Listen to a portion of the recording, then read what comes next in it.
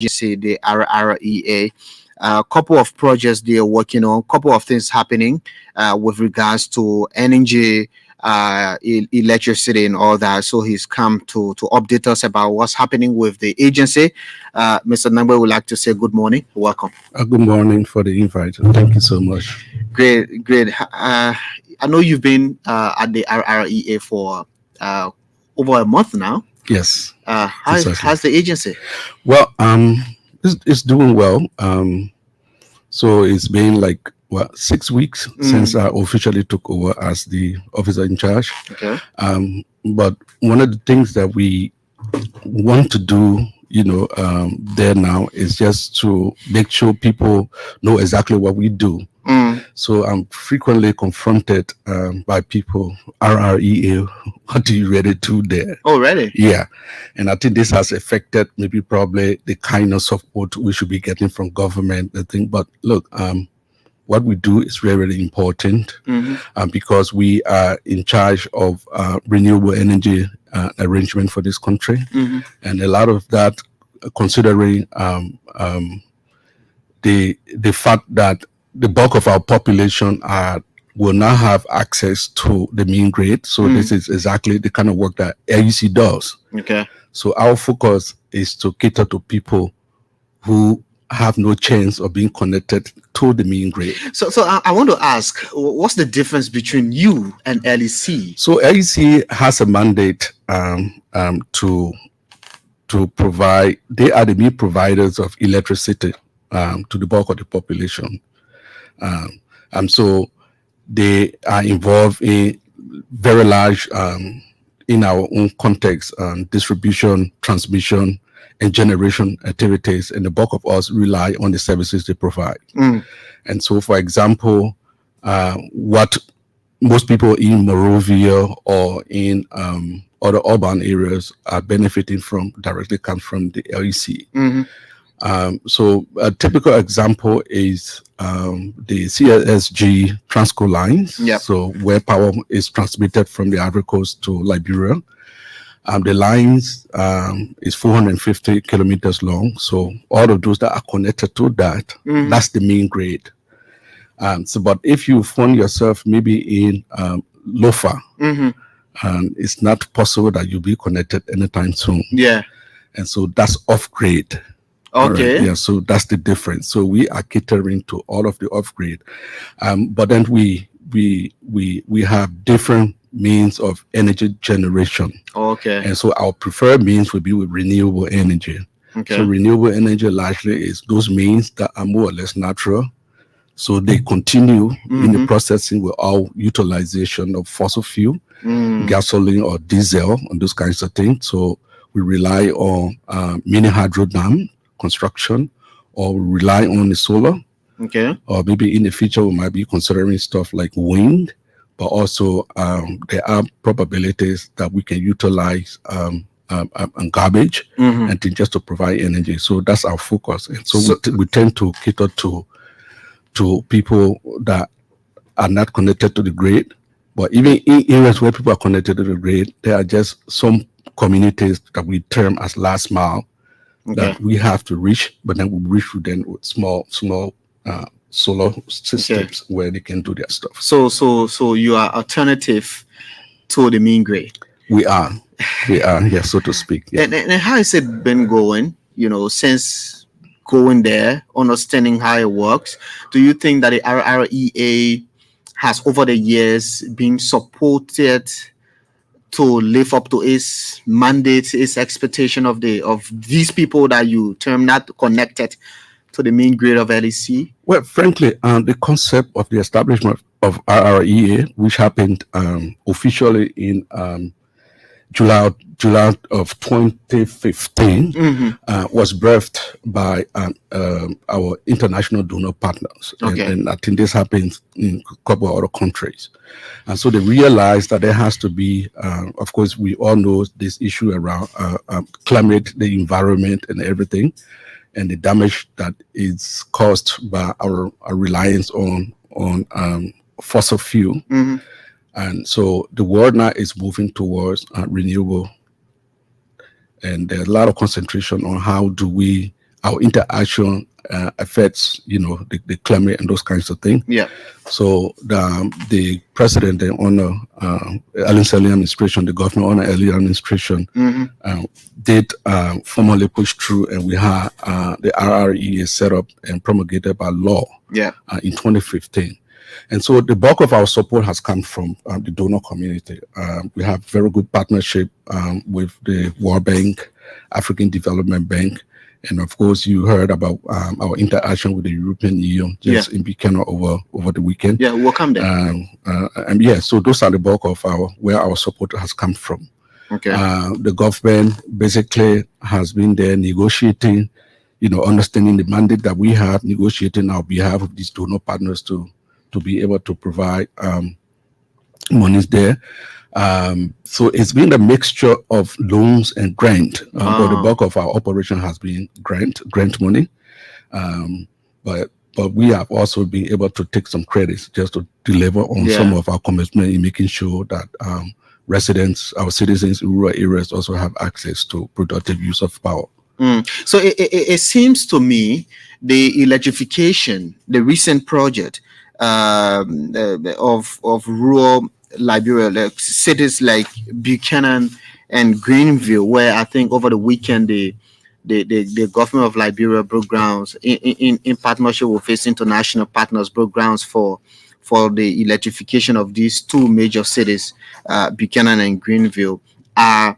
This particular project is the biggest of all projects you're working on right now? Certainly. Yes. Okay. It is the biggest. As we speak. As we speak. Because this is 42 million euros. Wow. And probably around 41 or so million US dollars. And this is huge. But minus the money, I think it's about the impact and the potential impact that this project is going to have on citizens.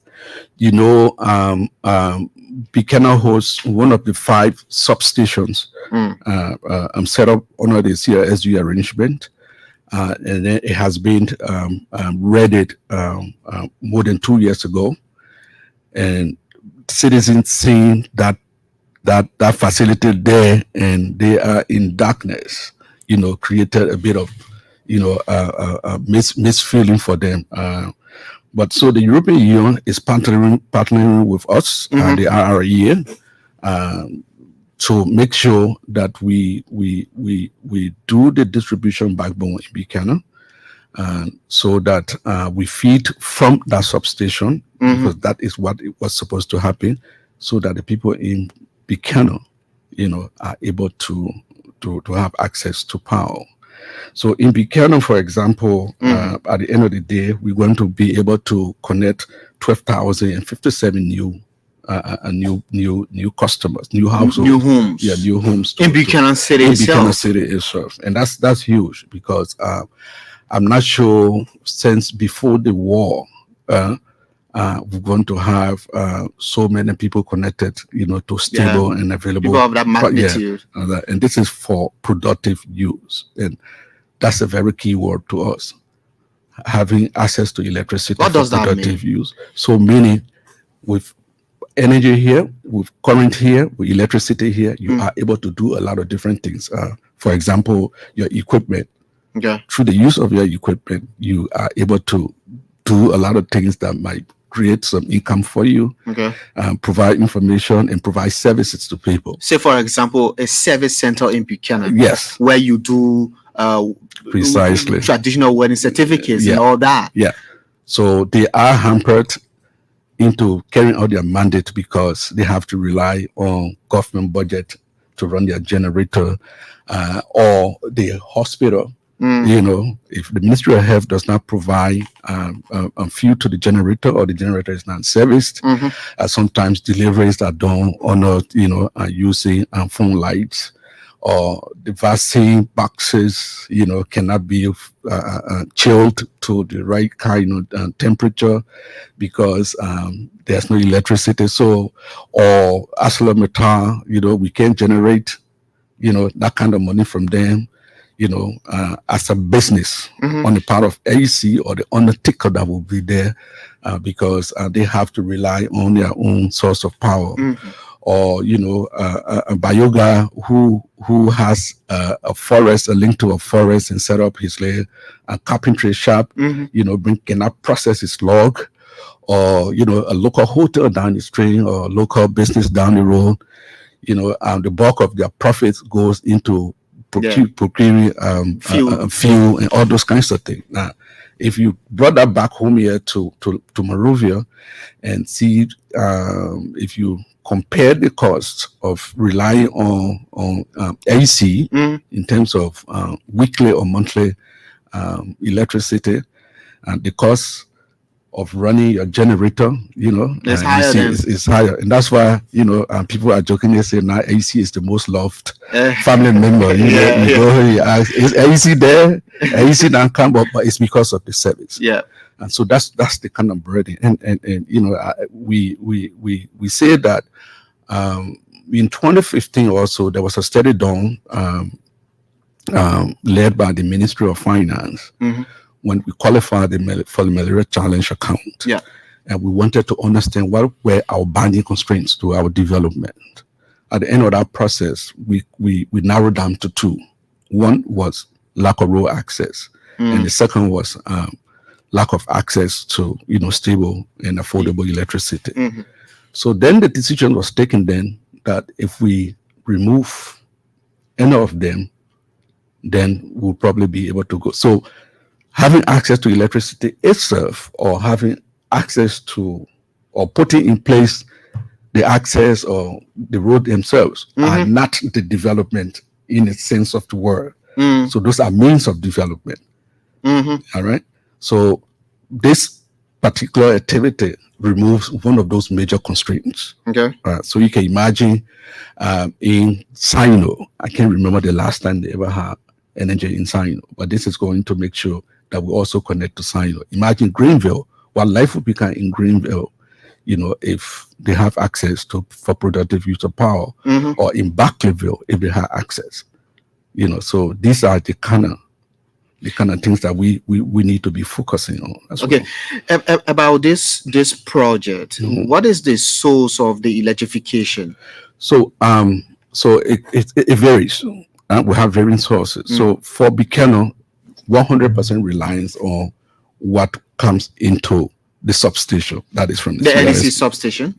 The CLSG. The substation is owned by Transco. Oh, okay. Yeah. So what comes into that? Okay. That's not renewable anyway. It is renewable. Oh, okay. It is renewable because what comes from Ivory Coast, I think, is gas. Oh, okay. Natural gas and things. So it's not diesel. Oh, okay. So that's renewable, 100% renewable. Is it different from what Monrovia gets? Well, no, it's the same line. Oh, it's the same line. So there are 5 substations, right? You have one in Botota, one in Yekepa, one in Buchanan, one here at Mount Coffee, and there's one in Mano River. Oh, okay. And so we feed on the same line. Oh, okay. So that comes from there. So we're getting up to about 50 megawatts of power. Before it was 27 megawatts, and then the president, the last trip, he negotiated for additional 23. So that makes it 50. Yeah, so it is renewable. So that's what we rely on for Buchanan. Okay. For Greenville, we are going to deploy 2 sources or 2 means of power generation. The first one is we're going to deploy a mini solar grid in Buchanan, and then pending the completion of the construction of a mini hydro power dam on the Sino River. So that would be the main source. Okay. So you have a dam. Yeah. Then you have the solar panel. The solar. Yeah. It's solar farm. Yeah. Solar farm. Yeah. Solar farm. Solar grid. Okay. And then we do a bit of backup with diesel generators, and that is because we realize that before, so it's going to take like 2 years to get the mini hydro coming online, but we know that we are committed to making sure. Yeah, in the interim, what's happening? Yeah. So technically, there are 3 generational sources, power generational sources for the people of Greenville. Okay. In Barclayville, it will be solely on another solar grid, but also a backup with another set of diesel generators. Mm. The third one is that we will deploy standalone solar systems for communities a little bit on the outskirts of Barclayville. Mm. Yeah. So we talk about Buchanan, the number of homes to be connected. Yeah. Greenville, how many homes? So in Greenville, just give me 1 minute. Yeah, because it seems as if Buchanan is the highest. Yeah. Well, of course, Buchanan is more populated than Greenville. So in Greenville, we're going to have a total of 5,249 homes connected. So if you put it to scale, I mean, that's a lot for Greenville. Mm-hmm. So and then specifically, given the rurality of the environment. So specifically, we're going to have 4,980 homes. But also we're targeting businesses, 269 businesses, community, public institution. But also part of this, we're going to install streetlights as well. Okay. And so Greenville is going to have 200 streetlights installed, while Buchanan is going to have 500 streetlights installed. In Barclayville, which is a bit smaller population, we're going to have a total of 12,057 connections there, and so that would be about 11,000 households, 1,057 businesses and communities, 917 small and medium-sized enterprises, and then, that was for yeah, sorry, I'm misreading. So for Greenville, Barclayville, we have 5,249 connections there for Barclayville. Great. While in Greenville, we're going to have 5,259. Yeah. So it's quite a massive project. When do we see everything up and running? Connectivity, electrification, Buchanan on, Greenville on, Barclayville so on. all of that is worked through. So for the sub project for the people of Buchanan, is going to we have a construction period of 36 months. Okay. So technically by May 2027, we should be done and commissioned. For Greenville, we are estimating 38 months as well. So by August 2027, it should be commissioned. And then 28 months for Barclayville, that will be completed February 2027. So for Buchanan and Greenville, we've already completed all of the procurement aspects. We have contractors, everything, so they are ready to go. So over the next couple of weeks, 2-3 weeks, we'll commission the procurement for the facilities in Barclayville. Yeah. Okay. But because it's a small facility and it's just a supply and install activity more or less, unlike Greenville where you have to do civil works for the construction of the dam, we should be able to also meet. So technically by May 2027, May 2027. Yeah. We should have all of those 3 communities all up and running. And I think that would be a significant milestone for those people. We all, talk about electricity, especially sometimes I tend to wonder, Monrovia is having its own challenge with electricity. Yeah. Maybe given the population and also, but again, sustainability has been an issue here. When these projects are supported by our international partners, the World Bank, the European Union, now like the government takes charge. Is there a plan where this project will be sustainable? Whether it's in Greenville, it's in Barclayville. Of course, the sustainability plan. Yeah. So we have a mandate to ensure there's private participation in all of these arrangements. And by law, the new energy law requires that, and even the folks at the Liberia Electricity Regulatory Commission will also ensure that is happening, so that we don't have all of that just resting on the main service provider. Okay. So we have something that we call an arrangement we call the maintenance operation and maintenance contractor. Okay. So basically, that firm is the off-taker. So our role is to make sure that all of the generational aspects are in place. We put all of the assets, that's the distribution lines, do the connections and everything. But somebody has to run it and somebody has to grow that line. So a typical example is what is happening in Nimba and in Bong County, where we have Jungle Electric Power. Yeah. All right. So those facilities were placed in by the government with support from donors. But after that, they walk away, and then Jungle Power. Takes charge. Yeah. So they're where the private public partnership comes in. Yeah. So their major role is to operate that facility. Okay. So they get into an arrangement, in this case with AEC, who owns, who are responsible for the transmission of that power, because AEC has a power purchase arrangement with Cote d'Ivoire Energies. Although for Ganta, for Nimba, River G, Grand Jide, and Maryland, they not own this main 50 megawatt stuff that I talked about earlier. They are on the cross-border or the West Africa pool arrangement. So that's a separate, that's a whole separate arrangement. But again, the source of power is from the Ivory Coast. Okay, so we have to pay for that power. Okay, so we must have an off-taker. So in this case, we have Jungle Energy Power. In the Southeast, I think we have LRB Energies or whatsoever. They are also there. So they manage the assets that's there. They have the mandate also to expand and do additional connections.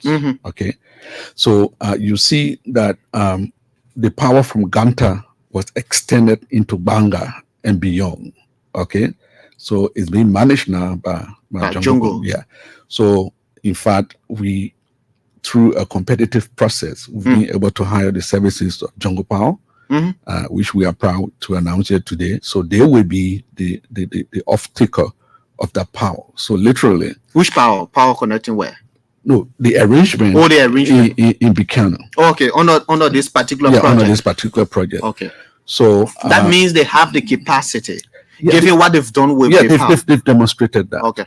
In Nimba, the managing Nimba is stable. The managing Bong is stable.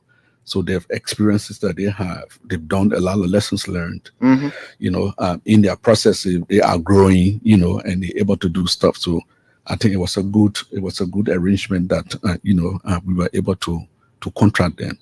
So we make sure that we have them right from the beginning, so that they know exactly what it is and have an understanding. So for the next 2 years or so, while this process is happening, they will be they're engaged with the contractor, which is MBH Energy. Okay. MBH Energy has a long-term, experience with doing distribution lines for the European Union funded projects. They were part of the Moria consolidation to do so all of it and to do in Central Moria and stuff done by MBH.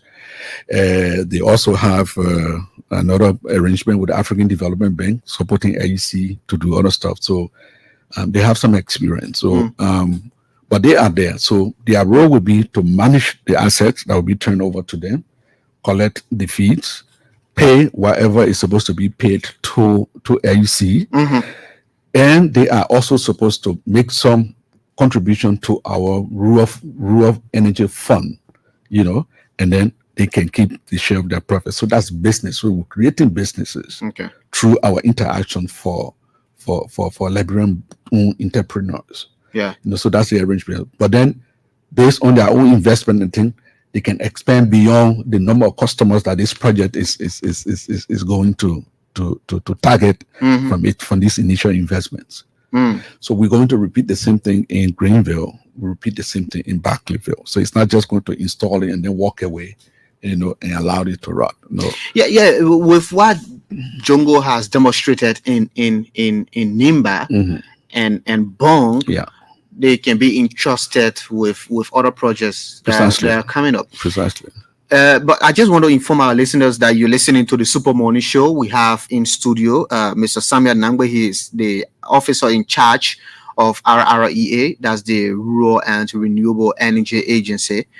He's my guest this morning, talking electricity and energy. Mr. Nagbe, I just want you weighing on this. We all hear connectivity, electricity connectivity, and it's a good thing to get powered, but there is a danger associated with it. You know about the fire outbreaks all around. I wonder if you know any root cause, or there has been an investigation. Will you, all of you, in the stakeholders into the energy sector, to understand the wave of fire outbreaks in the country? What is responsible? Is it high power, or substandard wiring? What's happening? Well, you're pushing me into unfamiliar territory now. But we can only speculate. We Okay. can only speculate, and don't say it for a fact. And so we've heard, to a larger extent, people would say these homes are not willing Okay. to receive the kind of electricity that comes from the IEC. But there will be some people who say, but you know what? IEC being around for a while, we've not seen this level of increase in fire incidents. So it's another thing. So until those that have the statutory responsibility, in this case, the National Fire Service, to conduct their investigation to confirm what the root causes are, I will hesitate to speculate in terms of what it is. But there should be an investigation. There should be, of course, there should be an investigation in whatever, because lives are lost in some of the instances, property are lost in almost all of the instances. So it has to be investigated. But what I can tell you, though, is that what we do, we take pride in providing guidance, education, and awareness to our people before these connections are made. So I was going to mention the activities that we're doing in Lofa County. So the World Bank, for the past maybe 4 or 5 years, has been supporting the RREA under its Laring Up project to electrify 5 big communities in Upper Lofa. So that, Bolahun, Masa Bolahun, Foya, Kolahun, and Vonjema. So that's up to the excess of over 10,000 households. And the main source of power from there will have been a 2.5 megawatts mini hydro dam on the Kahai River up in a community called Mbaloma. And then that will have been backed up with another 1.8 megawatts solar generator, not solar, diesel generator that was based in Vonjema. We've had a couple of hitches in especially construction of the mini hydro. And so there has been cost variation. And so we're discussing with the bank in terms of how to proceed with that. But what I wanted to come to is that all of the service lines, the 200 plus kilometers of transmission distribution lines are in place. So we've taken pride to begin to educate our potential customers about the kind of wiring that needs to be in place To match. the power and all these kinds of things. So you have to take some time to provide that level of education, only if that is the problem. Okay. Because of the level of poverty, sometimes people take shortcuts, take inferior wiring, and I think that's dangerous, because the few dollars you want to save on that can just put your entire investment into smoke, if you don't. So if they tell you, say, for example, we want a European wire, and we know to do with Chinese products, and then you opt to go for number whatsoever Chinese wire, and that could create a problem, because the level of tension, everything that goes into that might not match the output. But again, I cannot confirm. I've also heard people talking about deliberate action by other people, uh, to set up these fires, I don't know for sure. Mm. But what is key is that we need to be aware that energy has its own risks, connection has its own risks, and we need to be very careful, how we get involved in those. I just want you, shed a light on. I mean, imagine the whole country is electrified. What happens with investment and trade? Are you kidding me? So I mentioned earlier Mm. that the research that was done indicated that the two biggest constraints that this country has Mm. is because we don't have power and we don't have roads. If we sort those two things out and remove those as constraints, then the potential we have for economic, social and economic development is enormous. So, like Rose, energy has a lot of downstream benefits, a lot of downstream benefits. From small businesses to large businesses, everything, whatever we do is reliant on stable, clean power. Mm. So if this whole country is electrified, the efforts we put into maybe just from the household level, right? Mm. The savings you make per month. So I take my own self for example. If AC goes down, I have to rely on my 5.5 kVA generator. I'm spending close to $2,000 a month. Mm. Huh? If I'm relying on AC and it comes on every day in the whole month, I'm burning probably maybe what, $150 to $200 a month To buy meter, just to buy. to buy credits for my meter. Mm-hmm. So I'm able to, and that would be based on my choice. I can refrigerate food. I can have pleasure in terms of the facilities I have. Mm-hmm. I have security.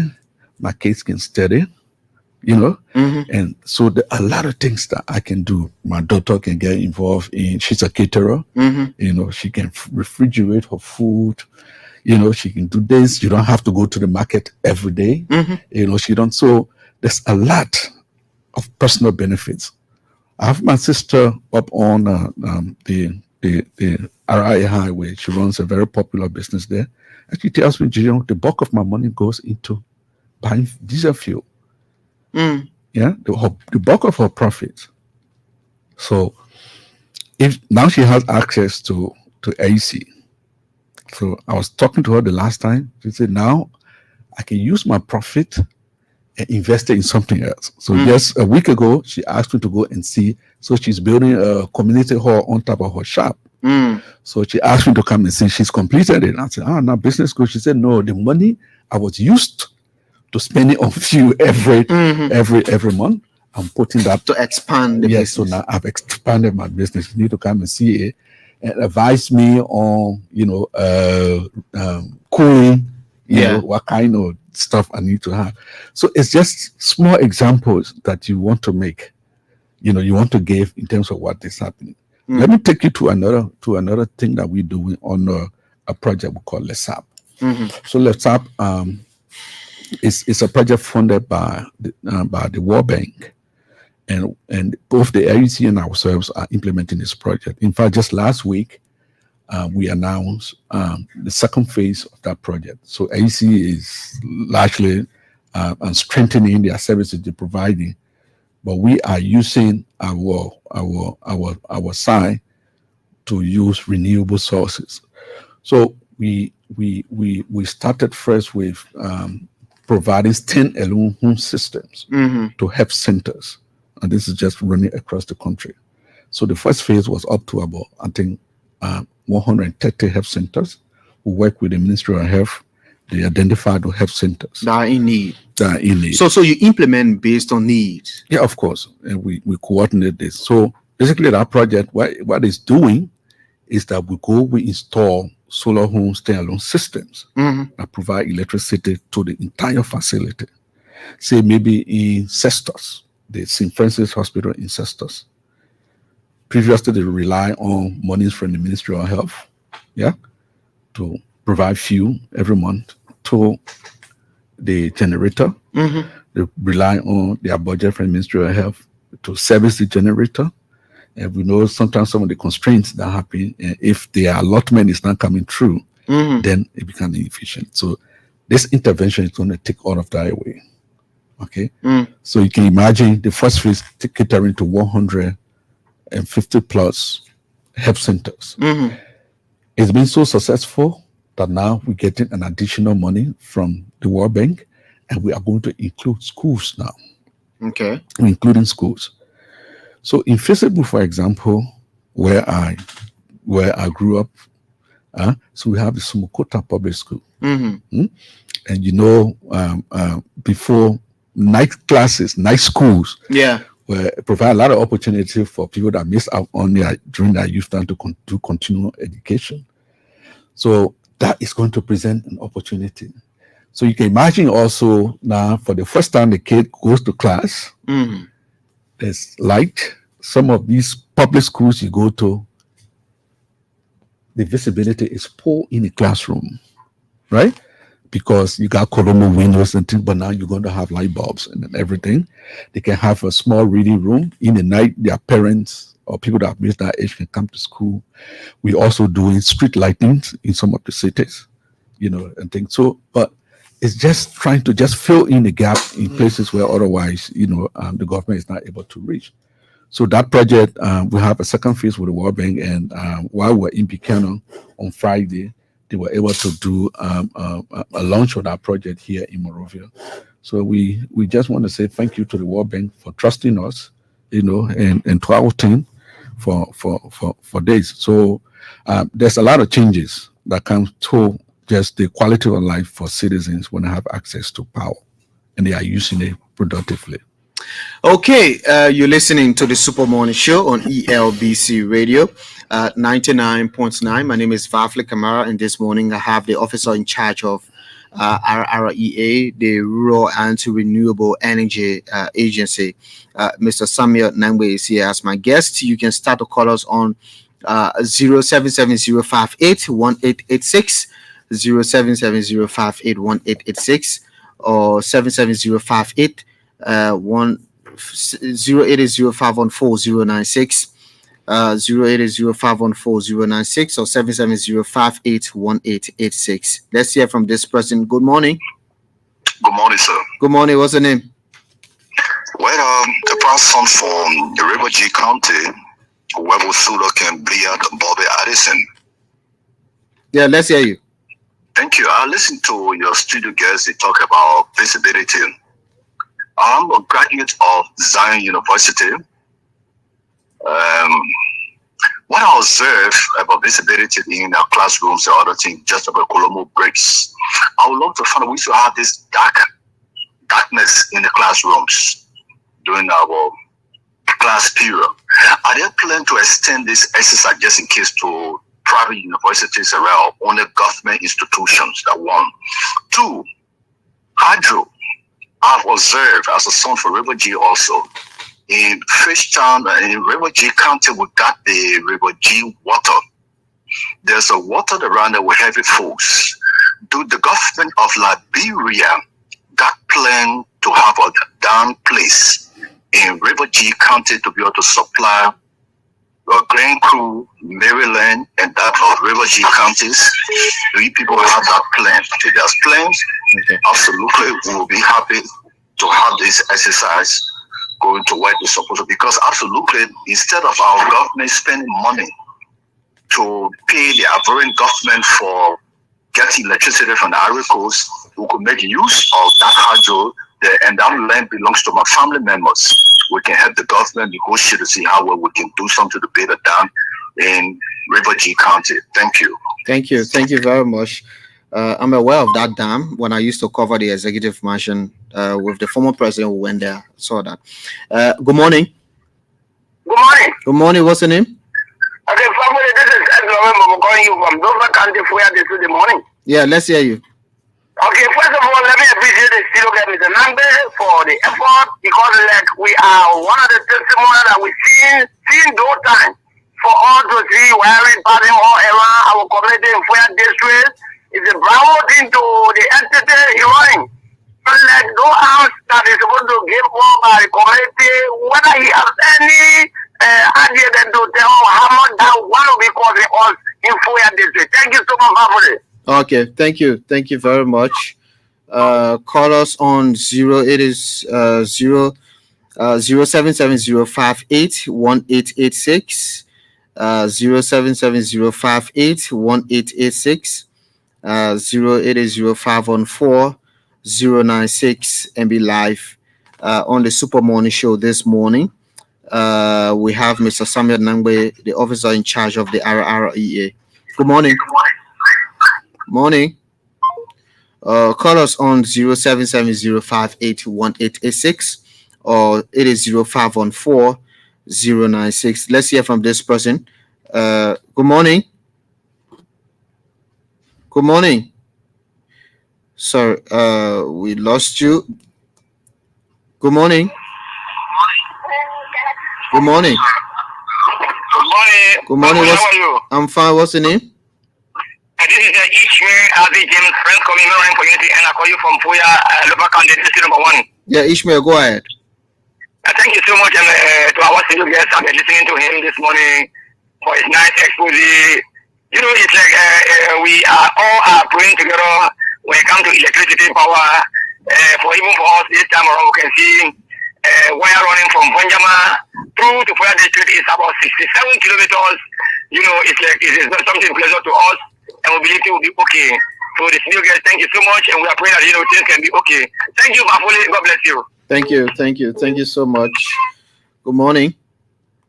Good morning. Good morning. What's the name? This is Joe Dello. I call for Gatmanville. Yeah, let's hear you. Okay, thank you very much, and thank to the minister and the official government studio. For me, I'm for Greco, and normally we hope government will continue, because some of us, our county, Greco County, have been a county that have been behind. Even in a year, to listen to government official mentioning even our legislature, because mentioning the name Greco is very difficult. So to hear that money on the platform, that Greco County is in the part like the mention a big fast track comment, that's to tell you that they just a human burger government account. They come with level inclusion and for everybody. So thank you so much. And I pray government should not stop there. The other places, like for us with our Imosurado, the current situation we're still struggling with it, let them do better. Let them be sure that we got a stable electricity. Thank you very much. Thank you, sir. We can take 2 more calls and go back to our guests to address some of the concerns right here. So call us on 07705818886 and be live on the show this morning. So yeah, I think we can take this caller. Good morning. Good morning. You can leave from the radio, please. Yeah, please. So you can call back when you leave from the radio. But Mr. Nagbe, you can just be addressing some of the concerns. But before you do that, let's squeeze in this caller. Good morning. Morning. Good morning.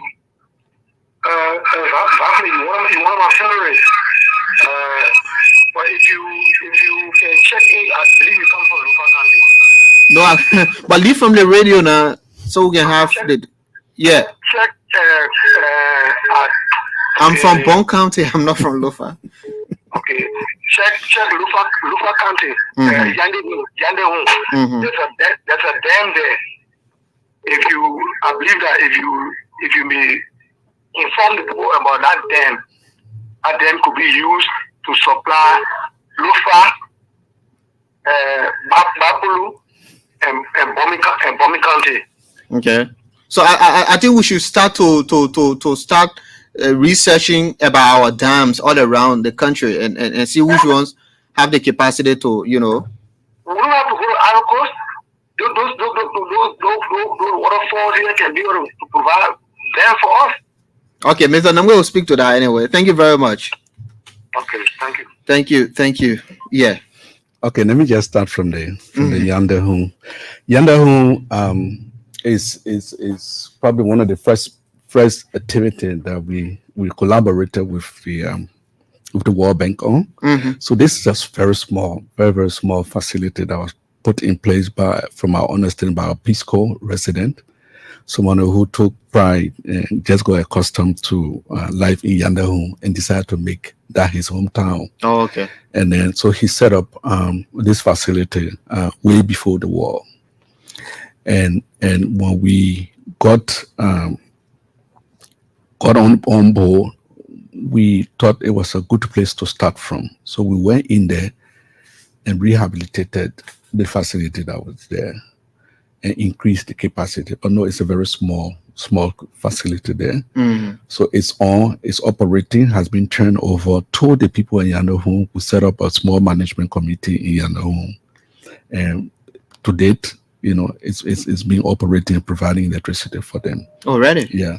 It's still in there, but it is a very small facility. Mm. You can supply another you can town. supply. Hey, then not even another town. Yeah, it's small. It's small. Okay. It's small, but it's one of the first dams that we engaged with. Funding was provided by the World Bank for that. But let me just go back to the caller from River G, and you rightly say that we already have a landmark on the G River. Mm-hmm. So we have partnered with the Abu Dhabi Fund for Development, and we have agreed with them to co-finance the development of a 2.5 megawatt energy through the construction of mini hydropower on the G River. And so the caller was right, the potential is there. But like most of our commitments, we tend to fall short. We, meaning the government, tend to fall short on our side of the agreement. Mm. So the Abu Dhabi Fund was able to make available their portion of the $8 million, and we were supposed to make our portion. So since that agreement was signed maybe 4 or 5 years ago, we have failed in every budget season to match it. And that was a precondition for effectiveness of that money. So now, so the money is there. The money is there, but you have to match it before you use it. Before we use it. So we went ahead. We did groundbreaking. We did all of the preliminary works. Design work into place. Yeah, I think that was 2021. Yes, and so we've not moved ahead with that. And the intention, again, going back to the caller, was because River G is already benefiting from the West Africa Power Pool. So our intention, like in other projects that were mentioned, was to make sure we use that generational source to put power in that line and probably to be able to offset by that same amount what we are getting from the Ivory Coast. The total WAP power, my understanding, is around 8 megawatts that we're getting under that arrangement from the Ivory Coast. So if we did that, then probably we'll be just importing 6 megawatts from. So let's say you generate 2.5 or 2. And put it in there. Yeah, you can reduce it by that amount. Okay. So we use the same distribution infrastructures that are there. The expenditure will also decrease. Of course, then you would not have to rely on that. Yeah. So that's exactly the intent for what we are planning to do on the Grading River, or just outside of Kanta. So with the African Development Bank, we are spending close to $36 million for a potential 5.7, 5.8 megawatts. So that's massive. That is massive. So if we succeed with that, that power will be evacuated into that line again, WAPs. So that reduces again the quota that comes from the Ivory Coast. Because one of the challenges that we have, and it has impact from different dimensions. If your generational source is not controlled by you, you're in trouble. And so this country has to do everything it can to make sure that the right investments in the right quantities are made so that we become power secure. Power secure. So if we rely on the Ivory Coast for example, control everything, and to control it. So the last time the CEO for AEC, my friend Money Captain, informed us that of the 50 megawatts that we negotiated, with Cote d'Ivoire Energies. They had said, in fact, after the president left and made an appeal to them for the remaining 23 megawatts that brought us up to 50, they said, you know what, we can give you the entire 50 megawatts during the day hours. All right? But at night, where the peak is high and where we need it most, we can only give you 25. But we got no choice. It should not be like that. So our reliance should be on the 50 megawatts, 24 hours around the clock. That help us. But they said that's what, so we accepted that. But then a couple of weeks later, we were informed by the head of AC that in fact now, because of unforeseen challenges with Cote d'Ivoire Energies, we were only getting 20% of that 50 or 25 megawatts, depending on what time of the day. So you see that AC will continue to ration power, and people will continue to complain. I mean, talking about, and I know we're closing, but just talking about having control, sort of control your power, so that because it has security implication as well. It has. How do you control it when the headquarters or the source is from Africa Coast? Do you want to set up a mini office there? No, it's not about that having. How do you control it? Because Transco is a sub-regional. CLSG is a sub-regional arrangement, so it's headquartered in Abidjan, and in fact, it's run by a Liberian. It's headed by a Liberian, my friend and brother Mohammed Sharif. But the facility is owned by the government and people of the Ivory Coast. So it's not more business transactions. So if for whatever reason, that they cannot prioritize us over them. So if they challenge with maybe their source of generation, then they have to adjust to be able to cater themselves. But having said that, there are a lot of movement now towards making sure that we AC has increases its generational capacity. So the last time, maybe a couple of months ago, we had this thing the president called. There's a energy roundtable meeting that was called at the executive mansion. In there, we were informed that the World Bank had provided money for Mount Coffee 2. So they're going to improve that one. And then there's an additional 20 megawatts of solar grid that's going to add to that. But we have to continue to do so we become energy secure. Yeah. So it's very, very important. And energy reliant. Otherwise, then you can't. So the more your source is still it's still external. The more we are able to do this, then we can do business for ourselves. So if we invest into our generational capacities, we can sell to Sierra Leone, for example. Well, Mr. Nagbe, we have to end there, but thank you very much. It's been an insightful discussion this morning. Thank you for appearing on the Super Morning Show. And let me say thank you to you also, and I hope we can continue on this. Sure. There's a whole lot, and probably later we'll have to, but there's just a whole lot that we need to let our people know, your audience know that we are doing, that probably that we can use this medium to be able to send out. Thank you very much. Well, he's the officer in charge of the RREA, that's the Rural and Renewable Energy Agency. He's Mr. Samuel Nagbe. He's been here as my guest. You can join me tomorrow for another fascinating presentation of the Super Morning Show. My name is Fafli Kamara. Bye-bye.